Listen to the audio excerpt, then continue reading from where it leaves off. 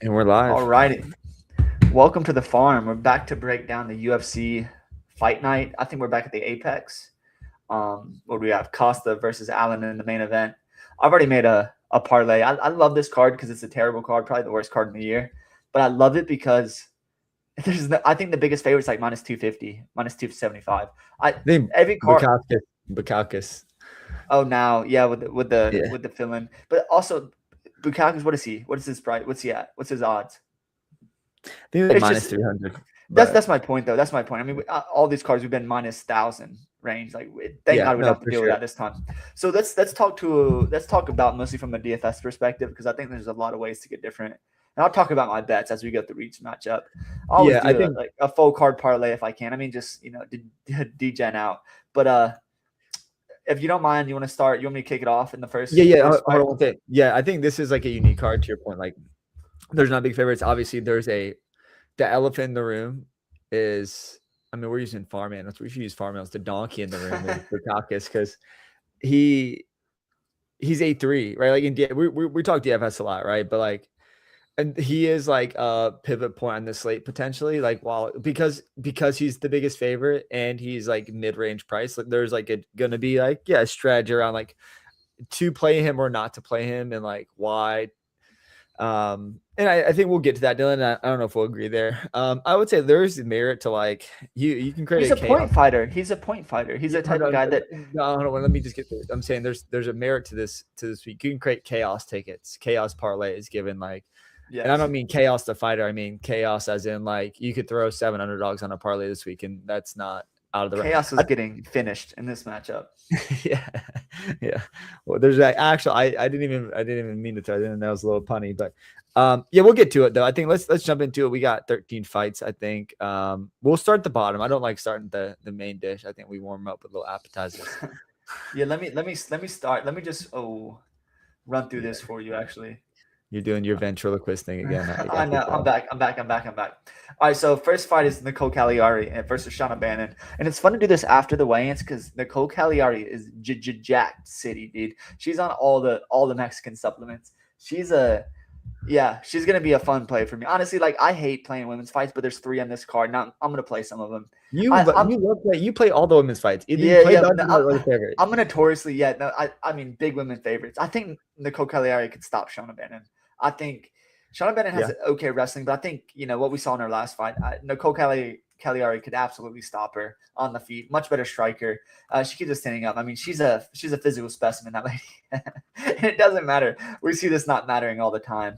It's just in this spot at 9K. I think she's not going to be high owned at all. Definitely would bet her. I just don't. I think Shauna Bannon is it's not even a women versus men thing. It's just like we don't have a lot of finishing upside in women's fights. And I think this fight does present some finishing upside on the Nicole Cagliari side. So I'm definitely favoring her.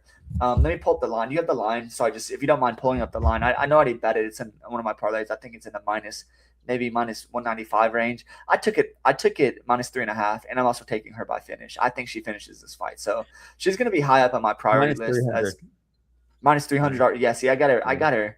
And much better odds than that. So I think she is definitely the A side. Going to be playing her, playing 0 of Shauna Bannon. If she beats me, she beats me. What's your thoughts? Yeah, it's 100%. I was gonna say Shauna Bannon, 100% Cagliari for me. I won't bet it. I just don't bet women's fights really. And again, like the minus 290 is not enough for me. In the DFS world, I will play a lot of her, mainly as I think she's just better everywhere. She wins this fight pretty handedly. And she's gonna be unowned, right? Like I think she'll come in like the 13 to 15% range. And with that said, I think she's got 110, 120 point upside potential. And so she's gonna be she'll be a core play for me. Again, I think the women's narrative plus her ability to kind of put up a big score, given the nature of the slate we don't have those big 9.6. 9.7 price tags on anyone. I think she'll be a core play for me. I know you'll do the same because you're a DGen. You love to play these women fighters. And also, this is the thing, and this is the theory behind it, is if you can get an A side in a women's fight, if she can either finish early, which is pretty rare, or she can just put up hellacious volume over 3 rounds. And like that's what matters in DFS. Like if she's 30s, 27s, and it's just hellacious volume, she puts up, maybe a knockdown, maybe a couple of takedowns, some control time. She gets 100 plus. Like you love that because all the time, everyone flocks to these fluffy heavyweights that just like they need to knock the guy in 90 seconds or it doesn't matter, right? And for me, I always try to fade those spots. So in this spot, I think she can be the A side. Anywhere the fight goes, I think she can dominate. If she puts on volume, that's great. But I think she can also finish her. So let's say third round finish in this fight. That'd be a great score for her. And just maybe we're just looking for upside. We really never know from a DFS perspective, like who's going to get that at optimal score. But at 9K, she needs to put 100 plus up. And I think she can do that in the spot. Yeah, for sure. Nothing else to add. I won't be betting it, but I'll be playing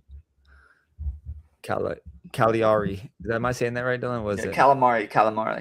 Yes, Cagliari. Cagliari a lot in DFS. Cool. Well, let's kick it to the next fight. I think this one is also one that's had a lot of late line movement, so the DFS pricing's out of whack. I'll let you. And I hate it because I love Luis Groulet in this spot. I know he's not been special versus Daniel Barres. The biggest thing for me in this is like, listen, I'm an ageist occasionally, but in this fight, the Barres at this weight class being, what is he? He is 37 years old. That's a problem. And I think what people forget, people think Luis Groulet is trash because of his last losses. Obviously got knocked out by Ode Osborne. I don't care about that. When he came into the scene, he was a decent prospect. He's a pressure fighter. He can get some pressure wrestling going. Barres is going to be a menace in the first round. If Groulet can win that first round, I feel smooth sailing in this fight. I think Groulet could absolutely drag him in deep waters, finish him late potentially. But yeah, I like Groulet a lot in DraftKings. So I think he's 8K if I'm reading that right. Yeah, you're right. Barres is good on the feet. I think but he also shows a little bit of a weakness in the gas and the cardio area. So I think if this fight goes long, it could be a problem for him. In the same breath, I think he's live for a first round finish. I mean, we've seen Groulet get chinned by Ode Osborne. I just think it's the perfect shot. And I think Barres is more going to be volume. We saw him hurt Jafel Filio before Filio ended up finishing him as well. But it's just at 37 years old, he's not getting any younger, and Follow Time's going to catch up. It catches up in cardio, catches up in power. I mean, that power is the last thing to go, but it catches up with your chin. So I think Groulet could finish him here. I think if he doesn't finish him, he could also take him down several times and still be an optimal score at 8K. Yeah, so Groulet is the side for me. Definitely not going to be hating if you like Barres the first round finish, but it's not going to be for me in the spot. Yeah, I think we're in like really good agreement here on this. To me, Groulet is going to be a core play. He'll be on every single one of my teams. I'm not going to get cute with that. And I actually like to bet him like TKO round 2, round 3. I'll at 15 to 1, 16 to 1. Because I do think he just wears on him. And like if he can weather the storm early, I think he could put him out. Just either ground and pound or just wear him down. And I think that's how the fight's going to play out. And if he doesn't put him out, while those are kind of long shots, if he doesn't put him out, I think he still puts up a big score. So he'll be a core play. Again, the price makes me feel like the ownership will be a little high, but I think if I'm going to kind of pivot away from Bukauskas, I think this is kind of going to be a stand for me, and I won't get too cute. Yeah, I love that. And I think that's the thing. We see this all the time in MMA. Look, when I got Trijan Gore right, it's just like one of those things. These guys with their backs against the wall. Like Groulet is one of those guys. He still has a chance to have a career in the UFC. Barres is on his way out. He's 37. There's nothing really left for him to do. He's had a middling UFC run.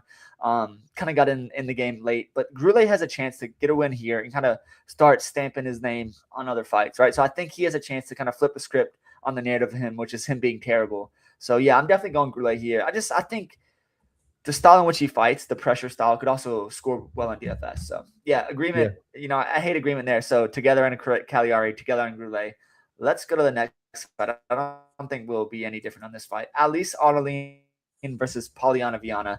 The biggest thing I can say in this fight is I would never hard-earned dollars on Polyana Viana. She's just an unserious fighter at this point in her career. If I'm playing anyone in this fight, it's at least Artelin, and this might be the women's fight I stay away from. Hey, what are the DraftKings pricings? Do you mind sharing that with me real fast? I don't have that for me. I have the odds. Artelin's minus 198 and Viana's plus 164, so it's probably like the 8-4 to 7-8 range.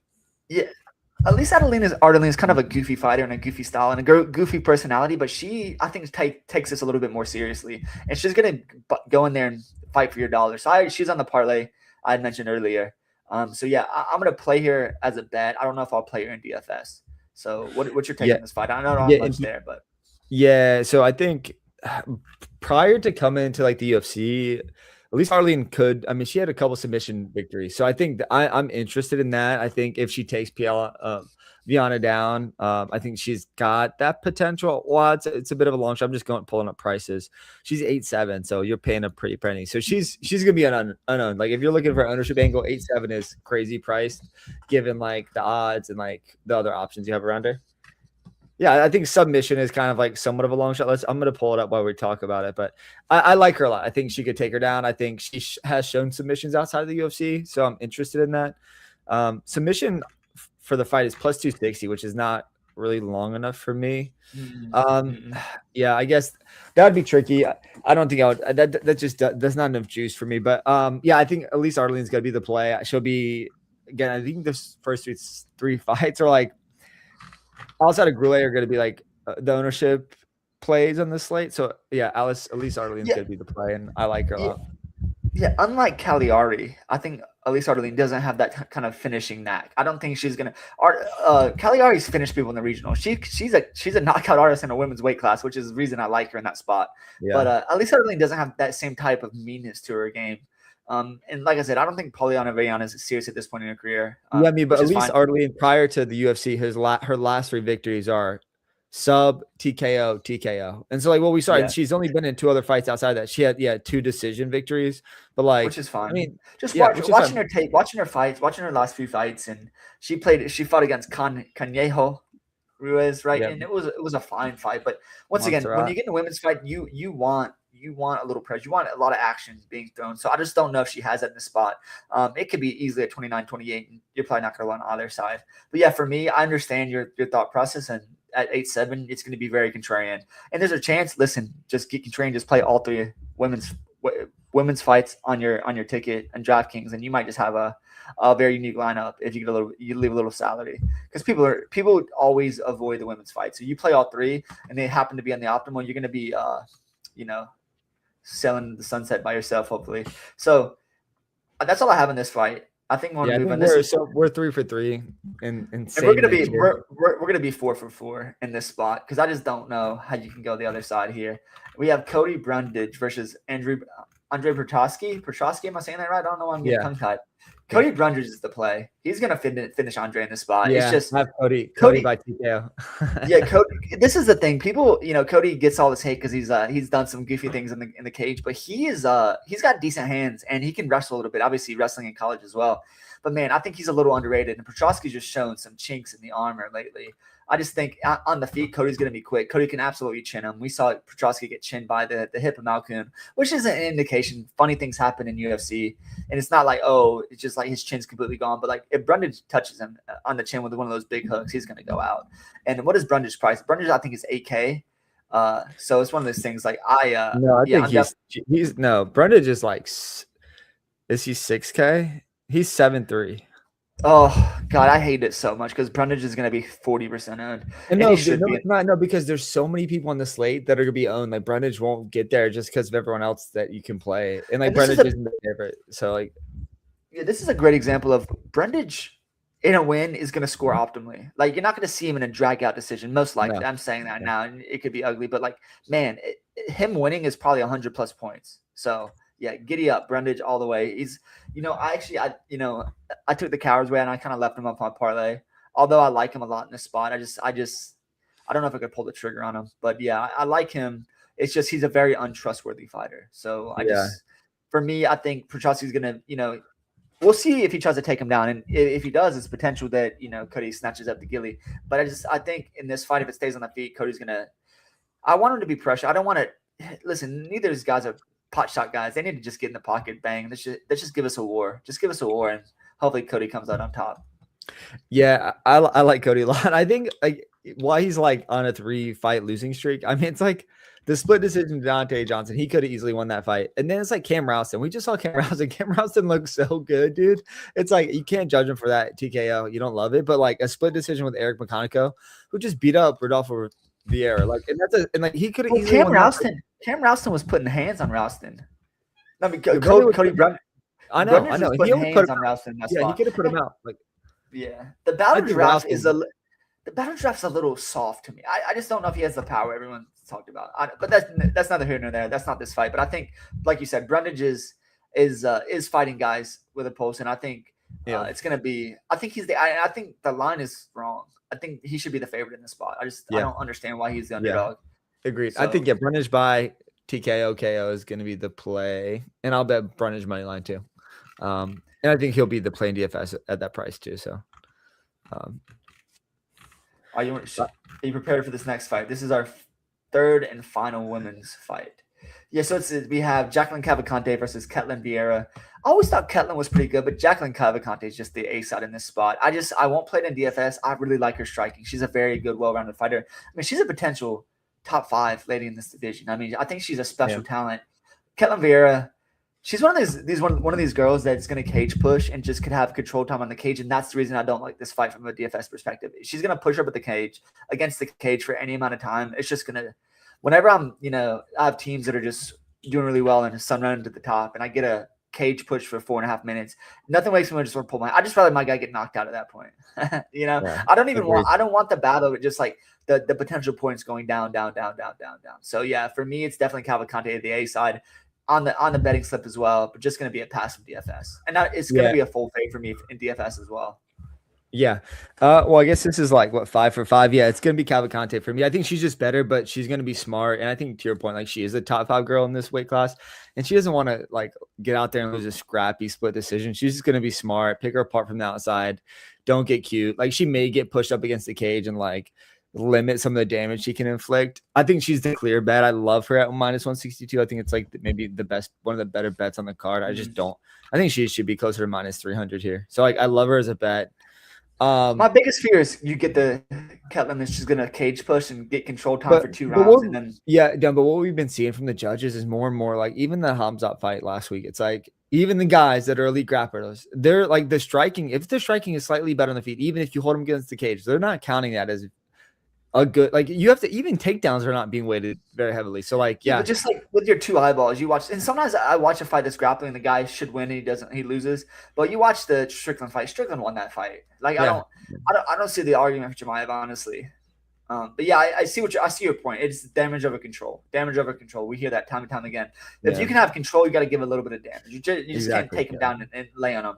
So yeah, definitely 100%. For me, Jacqueline Cavalcante, and if at distance on the feet, she's gonna pick her apart. She just gotta kind of and that's part of the reason I think in this spot she could just hit her and move, circle around the cage, just kind of keep her off her because she doesn't want to be getting cage pushed. I think she's gonna be fine to get taken down. If she gets taken down, she might get right back up, but she might get pushed against the cage, and that's the last spot you want to be from her. Yeah. If you're it just seems like DFS score.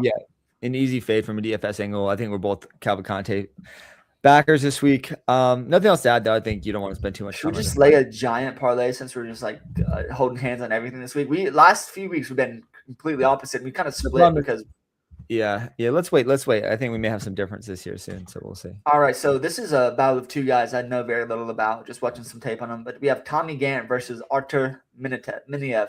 Is that how you spell your son's middle name? No. Artur, yeah, Artur. So you gotta play him, right? You have to play him for that, huh?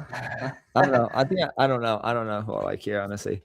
Give me your take first, and maybe you can convince me. I do like the fighters, both the fighters, kind of. It's Tommy Gant all day fighting out of DC camp. DC's went to bat for him. This guy's a good wrestler. It's gonna be absolutely sometimes a slow, shitty fight, but I think Tommy Gant's the A side, 100%. Can wrestle, can take him down. I'm not scared of anything coming back from Miniev. So for me, Tommy Gant all day. He needs to put the singlet on, and I think he's a well-rounded fighter. Obviously, you see he's 11-0. This is his UFC debut, right? But I think on the regional scene, he's shown some good chops. And as a form, which doesn't mean everything, but obviously, a guy like DC going to bat for you gives me confidence you do know how to wrestle in some form or fashion. So yeah, Tommy Gant all day for me. I'm not going to play any Miniev. I think Tommy Gant, once again, guys that can wrestle, if the other guy wins, it might not be a big score unless he finishes him. I just don't see him finishing Tommy Gant. I think Gant could be a decent guy in this division. Yeah, there's some unknowns here. The money is juiced well to the under, so like you have to consider that the money, the expectation of this fight finishes. I like the Gant, and like we don't know a lot right now, so like we're kind of banking on the wrestling of Gant. Miniev may have the ability to put him out, but there's unknowns. With the unknowns, makes me lean more towards a split, like maybe 60-40 Gant in DFS. The official pick will be Gant. I think to your point is like, yeah, maybe the wrestling will overwhelm Maneve, but we haven't seen enough to be confident either way. So I think it would be I'm confident. I'm confident. Well, for me, it's going to be Gan as the pick, but I'll be split exposure in DFS for sure. Just because I think there's too many unknowns, but yeah, I think the wrestling could overwhelm Maneve. We'll learn a lot about these two guys on Saturday. So, but Gan is the official pick of mine. And Gant's the big favorite, right? We're looking at a current 185. -200. Listen, how about he fights at Raleigh? Yeah, let's fly go down. Yeah, North okay, Carolina maybe. boy. Yeah, you got to listen. I'm telling you right now. Manev's not going to win this fight. It's going to be Gant winning. It's just, does he score enough? Watch some of his tape. He's a solid enough prospect. And it's hard to get some regional scene stuff. You can see clips here and there. But when guys go to the UFC tape's the most valuable because it's under the brightest lights, right? We see guys all the time that show up in training, don't show up in the lights of the brightest. So UFC experience trumps anything you've ever done on the regional scene. So both of these guys having little to zero, obviously both zero UFC experience. I'm going to lean with the wrestler. He's just going to put the singlet on. Hopefully, if he gets on top of him, he's going to be positionally sound and hopefully rack up some. Like, once again, you said you were favored the under. With that being said, I think that Gant is the A side. I'm going to go with him, and probably at a high clip on DraftKings. Yeah, I like it. I think we're similar again, picking the same guy here. I'll be split exposure someone DFS though. All right, next we have, what do we have? We have Ivan Erslan versus Tuco Tokos. What a good name, Tuco Tokos. Good name, average fighter. This is a spot where, Erslan's lost his last 3. He's 1-4 in his last 5. I'm picking even Erslan in this spot. I think he's a better fighter than Tuco Tokos. And we saw Tokos last time out. Who did Tokos finish last time out? Remind me. I'm pulling up now. Sorry. Just let me pull it up. It's weird. I thought you definitely like the wrestler here, but he choked Toffa out, and it wasn't special. He lost to Navajo Sterling, and everyone's talking about Navajo Sterling taking down even Ivan Erslan.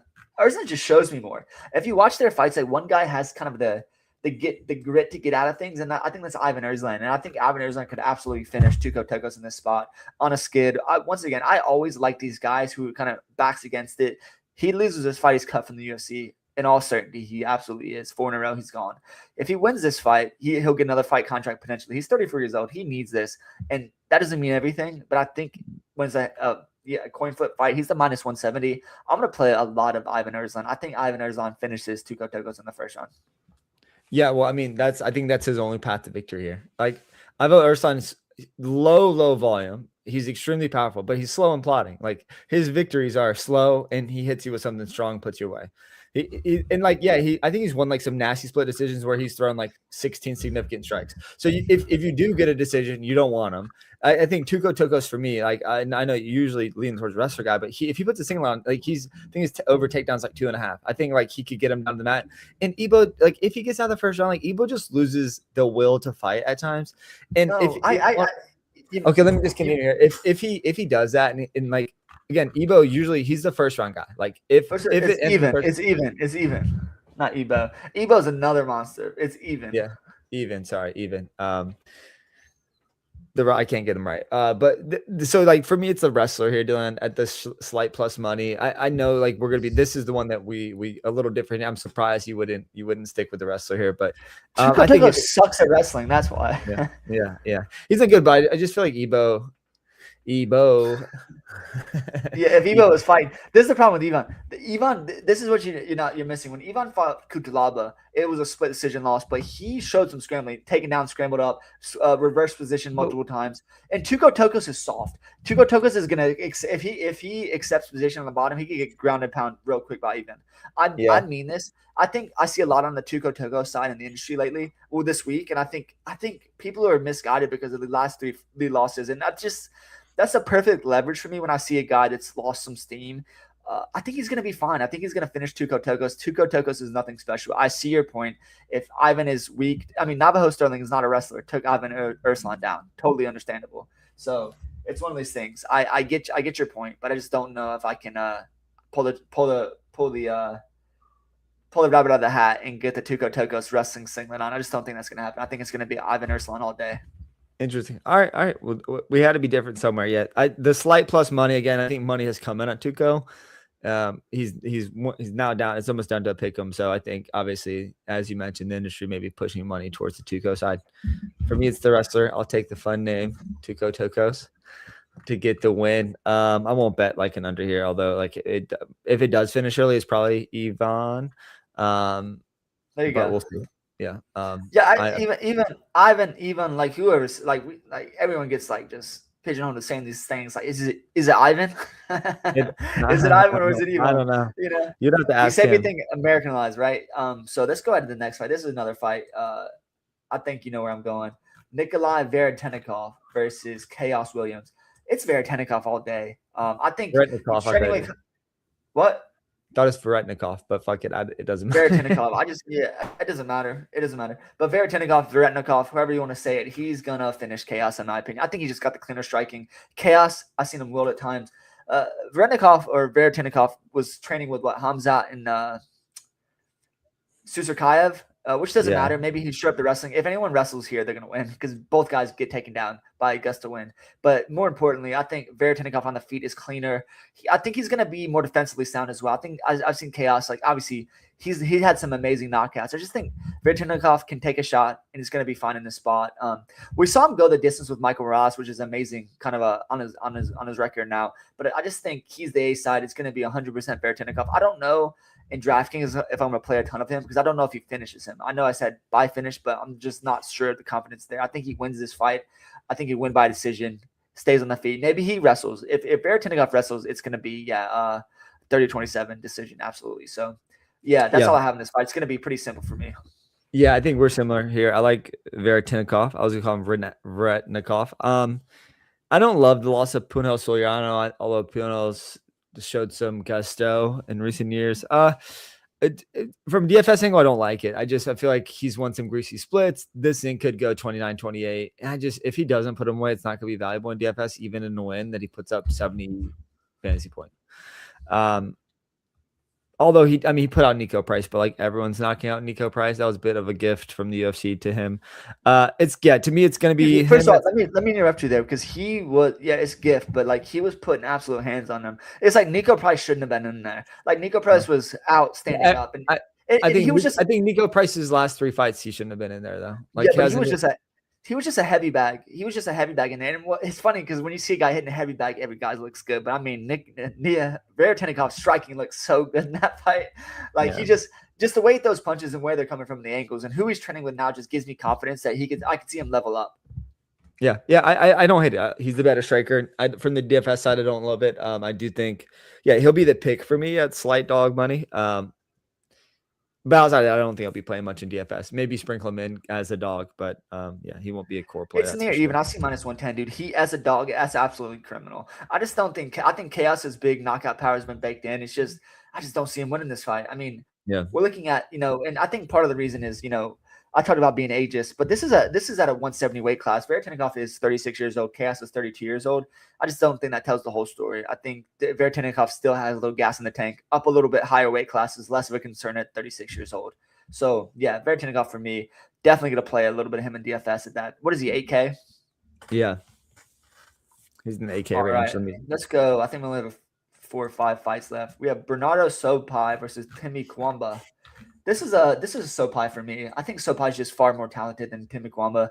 Kwamba obviously fighting out of a good gym. Where is he fighting out of? Yeah, he's fighting out of. I think he's fighting Las Vegas, the training center there. But then we have the All Stars training center for Bernardo Sopai. I think he's a talented guy. I've seen him lose a couple of fights, close decisions, but I think he's a guy that very talented. And at these low weight class, I want a guy that has potential volume. And neither guy is a really wrestle first type of talent, but both guys can wrestle. And I just think Sopai can mix his game up enough to be a problem in the spot. We saw him obviously the decision against Ricky Turcios is not special. He got flying knee by Lapdog Vinicius Oliveira, but the problem there is he was winning that fight until he got finished, and everyone loved Lapdog. So it's just one of those things. I think we get a little short sighted. I don't know how much confidence I have, but at this price, he's on the parlay, and I think I'm going to have to play a little bit of him in DFS. I love these weight classes where you can get a lot of volume, and I think you could see that here. Maybe some pressure takedowns. Neither guy fights that way, but I hope we get a close competitive matchup here. But it's Bernardo Sopai all day for me. Yeah, interesting. I think, this is a pick'em fight again. There's a lot of those in this card. I think we're gonna be slightly different. I think the last pick'em fight that we differed on was I had Tuco. This will also be me leaning towards Kumba. I think you mentioned not a press wrestler. While not technically a press wrestler, he's had multiple takedowns in 2 of his last 4 fights, and a takedown, at least one takedown every fight. I think one of those fights he had like 7 attempts. He is going to try to take him down. Sopai is a better striker and like potentially a better grappler. We don't know. Like we'll have to see how it shakes out. But like Kwamba will try to pressure him and take him down. And I think Kwamba has shown when he gets taken down that he's willing to reverse position. And I think those type of actions can lead to a high score. So I think him at the slight dog money is interesting to me. I'll play that, given that I think he may control more of the fight. If he can take him down, maybe he can rack up some takedown and control time. And win like a greasy decision, 29-28 or a greasy split. And I think in DFS he's interesting because I think he could get multiple takedowns. And if he could continue and Sopai continues to get up, right? That's the merit to kind of playing a guy like Kwamba. So I'll play. Yeah, he'll be a dog pick for me, and I'll be playing him in DFS given that I think he has some takedown upside. I don't like it to finish. He'll be like a low percentage play, maybe like a 15 to 20%, but he'll be definitely in the player pool. Yeah, I understand. I'm playing Zero Kwamba. I just don't think he's. I think if he gets any takedowns, I think Sopai is going to reverse, potentially sub him, and I think on the feet is going to be Sopai all day. So I understand your point, but I think for me, I'm just going to lean. And once again, we're guys that make heavy stands. My heavy stand is just going to be Sopai in this spot, and I'll just zero out in Kwamba. This next fight is going to be a little bit hold on. Interesting. Before we move on, now that I'm like reading the odds, and this takedowns landed over under. Sopai's takedowns landed over 1.5 is minus 105. Kwamba's takedowns landed over 0.5 is minus 150. So like maybe given what I've just stated, maybe I'm going to backtrack. Can I change my pick in real time here? I'm going to change it. I'm going to go to Sopai. Like you see that. I think again, this is kind of like, we're breaking this down in real time and we've done some legwork, but also like, I'm willing to change my opinion. I'm not going to bet like the whole merit behind that was like him kind of juicing the takedowns. But if that's not going to be, I'm maybe somewhat more interested in Sopai now. Like it's the money's juiced to Sopai taking him down twice. If he can do that and dominate some rounds, I think there's some interest there. Maybe it's just not going to be a high event fight though. So maybe not that much in DFS, but I'm going to switch the pick to Sopai. I'm going to take my name to something. So I just want to stay true to the game here. All right. Now you can move on. We'll go to the next one here. Yeah, so the next fight we have is the fight that I think the short notice replacement we have. Bukakas versus Christian Edwards. Is that him? Yeah, I got him pulled up here actually. So yeah, Christian Edwards is not special, but he's not bad. Just looking through, he beat CFSC. He beat no, he lost to Luke Fernandez. But he beat Jake Collier, former UFC guy. Glendale Whitley, not special there. So I think he's okay. And the thing about Modestas Bukakas is he's also okay. He's a decent UFC fighter. These are his last few wins. He obviously got finished by Nikita Krylov, who's a step up in competition, but it was a disgusting kind of finish. He was ground and pound there. Beat Paul Craig Ebels from top position. Obviously, if Craig doesn't submit you, he's weak on the ground. And he beat Kutalab in a split decision. Beat Rafa Sakara, not very impressive. Lost to Petrino and beat Prachnio. Yeah, so body of work is decent, but I think I could see him just being a pot shot guy in this spot, maybe just winning at 30-27. And if he doesn't finish him, if he gets aggressive and finishes him, you're going to want him at 8-3. But if he doesn't finish him, he's going to be great leverage. Like you said, at the odds, everyone's going to play him because he's the biggest odds, biggest favorite on the slate, and he's only 8-3. So for me, you can't play zero, but I'm going to play very little and just hope that it's a lower score and a win because I don't think Edwards can win this spot, but I think maybe Modestas Bukakas can score a little bit less than you might need for an optimal win. Yeah. I think the tournament player in me will leave him off a majority of teams. I'll have 10 to 20%, but Bukakas is just the easy pick. I think he wins this fight. I think Edwards, like I will have a team or two with Edwards because of the extreme leverage that he provides in DFS.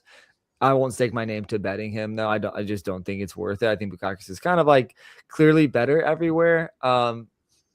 But like sometimes these short notice fights can be a little tricky, especially even for the guy that's been, having training camp, kind of preparing for another fighter, and now he's kind of fighting a different style of fighter in Edwards. Bukakas would be the official pick, but I think in the DFSing I'll play, some Bukakas, and I will sprinkle in Edwards as just extreme leverage on the field. Yeah, couldn't agree more. Let's go to the next fight. This is a big fight. Malcolm Wellmaker versus Juan Diaz. Malcolm, obviously a big prospect, everyone loves a lot. Juan Diaz coming off that Contender Series fight, pretty impressive. I just think Malcolm Wellmaker's the ace side. His striking is phenomenal. I think he's just going to be a little step ahead.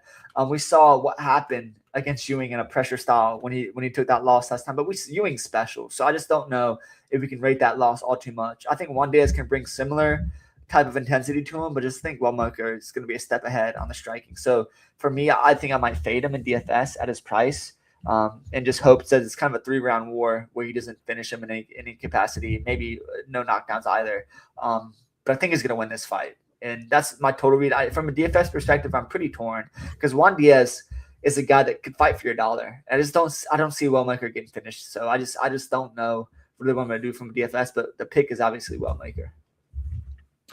Yeah, I think you hit on a couple of things there. Like I didn't say I'm not gonna eat the chalk with Bukak because I think I'll eat some of the chalk with Wellmaker. I think because Diaz will bring the fight to him, there's more potential for a first round victory. And because of that, Dylan, it's just going to be a priority play. And so Wellmaker will be on a majority of my slips. He's going to be the official pick for sure. I think he's better, but I think Juan Diaz will, he's got some dog in him. So I think he'll bring the fight to Wellmaker, and that's what Wellmaker needs to win. Sometimes he's slow and methodical, but like he has nasty hooks and extreme power. So like I think he just, as Diaz continues to step in the pocket, I think Wellmaker catches him. It's probably going to be early. And so I love Wellmaker in DFS here, and he'll be the pick on my side. I think he puts him away. Again, Diaz will just stay in the pocket and bang, and I think that's gonna be good for DFS score on the Wellmaker side. Yeah, but Wellmaker also has a lot of length. I mean, we see what's his official length. His reach is 71. Diaz is 69. I can see Wellmaker just finding the shots from the outside. He's just a cleaner striker. I don't think he wants to be in the pocket brawling with Diaz. I think he wants to be from distance, kind of eating him up from the outside. So. Yeah, Wellmaker's a hooks guy. He's like that's his fight. That's his weapon of choice is the hook. Like that's how he puts guys away. So, I don't know. We'll see. I mean, he's not very lengthy. What? Yeah, but at 135 he is. 135 he is. I disagree with you in his style. I think he's gonna want to fight from range. He's gonna find a jab and a cross and fight behind that. But yeah, I mean anybody inside it is gonna catch him on a hook. But I see him fighting a different style than you. I think this but you've heard this potentially too, but people say he has some of the best hooks in MMA. Like some of the most powerful hooks in MMA, Wellmaker does. That's that's his weapon of choice. That's what he puts guys out with. And before he lost his last fight, like that's what he was burst on the scene, just put everyone away with a hook. Like, so I don't know. We'll see. What do you think? Yeah. Okay. Let's move to the next fight. Yeah. I'm not sure, but let's move to the next fight. Let's go. This is another fight I feel pretty confident on. So we're both Wellmaker there. We have Do Ho Choi versus Daniel Willie Cat Santos. It's Do Ho Choi for me. Another dog. I'm pretty confident that he could put the singlet on, and just what we've seen from Willie Cat is just inconsistency. Like, God, he's so talented, but he's just so inconsistent. I think Do Ho Choi in this spot as an underdog is going to be very interesting. He's 2-1 in his last 5. Willie Cat's 4-1 in his last 5. And you're getting, obviously, Do Ho Choi as a slight underdog. I just think he's going to be a fun stylistic matchup for Willie Cat Santos. Because of that, both guys have fight pretty wild style. I think it could be a DFS score, especially if Do Ho Choi finds the win here. So for me, it's going to be Do Ho Choi as an underdog. I'm going to put him on the betting slip as well. And from a DFS perspective, I do like this fight. Yeah, I like Do Ho Choi a lot here. I think he's a great dog. I think to your point, I've been leaning in a little bit to these wrestlers, especially in the dog spots. I think we have so many similarities here, but yeah, he'll be the pick at plus 136, and then he'll be a DFS play because I think he could wrestle fuck him, which is like what you want to happen here. But I just think also like he's a decent he's kind of well rounded, right? Yeah, he is. Should wrestle and he could take him down, but he's also a well rounded fighter. I think he could do fine in the stand up. The Willie Cat kind of throws interesting strikes, but I agree. I agree overall that I think we want him to put the singlet on as an underdog and just take him down. Yeah, but for us, Do Ho Choi, the Korean Superboy at 35 years old. But I think he's going to be just fine in this spot. Let's go to the main event. This is a fight I'm pretty torn on. I think we have to make an official pick. We have Meziquilo Costa. Am I saying that right? Milk Meziquilo? Milk Costa versus Arnold. Versus Arnold Allen. This is a fight, man. Mel Costa is going to be at an advantage early on, but later on he's gonna struggle. Like I just think with the cardio it could be a problem. So Melk Ezekiel Mezcal. It's like mezcal. I just don't know why that's stuck in my head. So now I just can't even pronounce it. And I've heard his name 1,000 times, and I've said it 1,000 times, and now I can't say it. But it doesn't matter. So as far as Link goes, I think he does have a good reach advantage on the feet, and not just on the feet. It's with his leg dexterity and his extension. If he could catch him with a head kick, he's gonna put anyone out. We've seen Arnold Mallard wobbled before. The problem is Arnold Mallard is just a solid boxer in your face, gonna make it pressure. And we've seen Costa wilt at times. So I think Costa could wilt in the spot. And if he wilts, Allen's gonna take over 3, 4, and 5 potentially. Mel could finish early, and that's kind of the case. And I'm just gonna be split in this fight. I left this off my betting slip because there's zero confidence. I think Arnold Allen in the best of 5, if it goes 5, is gonna win. But I think if there's a finish, it's gonna come from the Melk side. So I'm so torn. And I think in a 5-round decision, you're gonna want either guy. So that's kind of my take. DFS could be split, and as far as the pick goes, you have to make a pick. I'm gonna go Arnold Allen as the pick. Yeah. I think we differ a little bit. I do like Arnold Allen. He's my pick. I'm somewhat torn to your point. I don't think though in DFS that you have to play this fight. I think there's merit to not playing this fight for sure. I think Arnold Allen, he gets in these like greasy battles, and he's like if it's a stand-up battle and he's able to kind of keep like Melk from putting him away, and it gets kind of greasy. It could be like not many drops.